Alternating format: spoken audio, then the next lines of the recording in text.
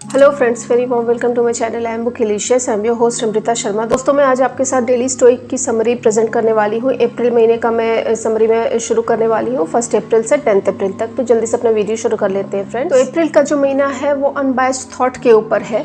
तो 1 अप्रैल में बोला गया है the colour of your thoughts. बहुत लंबे समय तक, एक लॉन्गर पीरियड ऑफ टाइम तक अगर कोई थॉट को हम पकड़ के रखते हैं तो वो रियलिटी में वही रूप लेने लगता है। जैसे कि हमारे बॉडी में कोई किसी एक पॉस्चर को लंबे समय तक हम अगर रखते हैं, हमेशा अगर झुक कर बैठे तो हमारे शरीर का जो ढांचा है वैसा ही रूप ले लेता है। उसी तरह से हमें भी हमारे थॉट्स को बहुत सोच समझ कर अपने दिमाग में लाना चाहिए। कैसे थॉट्स हम अपने दिमाग में रखेंगे? अगर नेगेटिव थॉट्स ज़्यादा रखेंगे तो नेगेटिव प्रभाव हमारे लाइफ में पड़ने लगेंगे। 2 अप्रैल, be wary of what you let इन।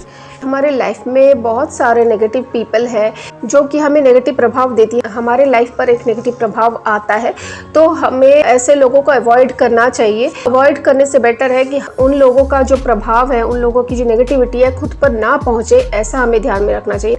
हम हर एक इंसान को, हर एक नेगेटिव इंसान को अपने लाइफ से अवॉइड नहीं कर सकते, हर एक इंसान को अपनी लाइफ से नहीं निकाल सकते, पर उनके जो नेगेटिव प्रभाव को हम अपने लाइफ में ना एंटर करें, वही हमें देखना है। अप्रैल 3, डिसीव्ड एंड डिवाइडेड। हम कभी कभी खुद के ही शत्रु बन जाते हैं, खुद के ही एनिमी बन जाते हैं। हमारा जो पाथ होता है, जो गोल होता है, उससे हम भटक जाते हैं। बहुत सारी चीज़ें हम ट्राई करना शुरू कर देते हैं। जो मेन फोकस होता है उससे हमारा जो ध्यान है वो डिस्ट्रैक्ट हो जाता है। तो बहुत सारी चीज़ों को एक साथ ट्राई ना करके जो एक मेन लक्ष्य है उसी पर ध्यान देना है।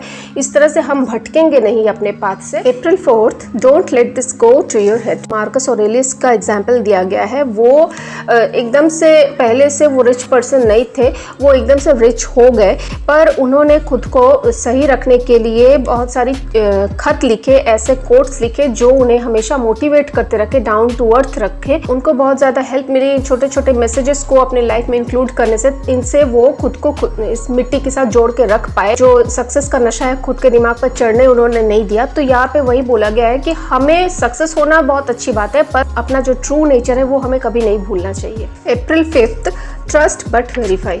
यहाँ पर वेरिफिकेशन की बात की गई है। विश्वास रखना बहुत अच्छी बात है, लेकिन हमेशा एक वेरिफिकेशन रखना बहुत ज़रूरी है, अदरवाइज हमें हमारा ट्रस्ट ही डुबो देता है लाइफ में। अप्रैल 6, prepare yourself for negativity.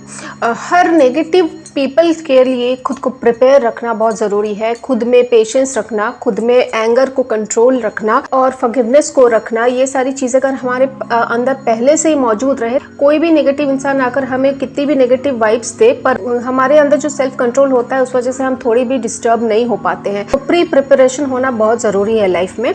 April 7, expect to change your opinions. यहाँ पर 2 तरह के ओपिनियंस की बात की गई है। एक तो है एरोगेंट ओपिनियन, एक है मिसट्रस्ट ओपिनियन। तो इन दोनों तरह के ओपिनियंस को अपनी लाइफ से जड़ से निकाल देने की बात की गई है। ये दोनों ओपिनियन रहने की वजह से हमारे अंदर एक एरोगेंस आ जाता है। हम अपने जो सीखने का दरवाजा है खुद ब खुद बंद कर देते हैं।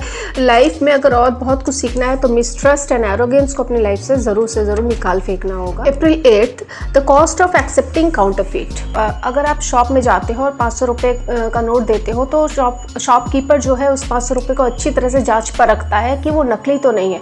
तो ऐसा एक जो जांच परखने की बात है, इस चीज़ को हम जो बाहर के जो एजम्पशंस होते हैं, लोगों के जो तरह तरह की बातें होती है, उस पर क्यों नहीं लागू करते हैं? उनको एज इट इज़ हम अपना लेते हैं, खुद के अंदर डाल लेते हैं और खुद में भी वो धारणा को बिल्डअप करते हैं। तो उसको भी जांचे परखें। जैसे कि पैसे को जांच परख कर सकते हैं, तो दूसरों के एजम्पशंस को भी जांच परख करना बहुत ज़रूरी है लाइफ में। अप्रैल 9, ट्रस्ट योर इम्प्रेशंस। हमारे जो इम्प्रेशंस होते हैं उसको टेस्ट करने की बात की गई है, उस पर क्वेश्चन करने की बात की गई है। उसमें से पॉजिटिव जो रिजल्ट आता है उस पर हमें प्रोसीड करने की बात की गई है। ये जो पिछला एक चैप्टर है ट्रस्ट योर सेंसेस, उसका एक्सटेंडेड पार्ट लगता है मुझे। उसमें भी वही चीज़ बोली गई थी कि अपने जो सेंसेस है उसको हमें टेस्ट करना चाहिए, उस पर हमें ट्रस्ट करना चाहिए। तो यहाँ पर एक और चीज़ बोली गई है कि ट्रस्ट करें, क्वेश्चन करें एंड पॉजिटिव हो तो ही प्रोसीड करें। अप्रैल 10th, जजमेंट्स कॉज डिस्टर्बेंस। यहाँ पे दो तरह की आई की बात की गई है, एक है परसीविंग आइज, एक है ऑब्जर्विंग आइज। परसीविंग आइज मतलब जो आई के द्वारा जिस नज़र के द्वारा हम किसी चीज़ को समझते हैं, और ऑब्जर्विंग आइज है कि किसी चीज़ को हम एज इट इज़ देख लेते हैं, एज इट इज़ अपनाते हैं। तो एक्चुअली लोग जजमेंट करने लगते हैं हर एक चीज़ पर, तो ये परसीविंग आइज का काम होता है। और जो ऑब्जर्विंग आइज है, जो जैसा है उसको वैसे ही लेना। परसीविंग आइज का काम क्या होता है कि जब कोई चीज़ हम देखते हैं उस पर हम जजमेंट करने बैठ जाते हैं कि ये कैसे संभव हुआ है, ऐसा नहीं होना चाहिए था, हम उस पर जजमेंट करने लग जाते हैं, उस पर खुद के थॉट थोपने लग जाते हैं।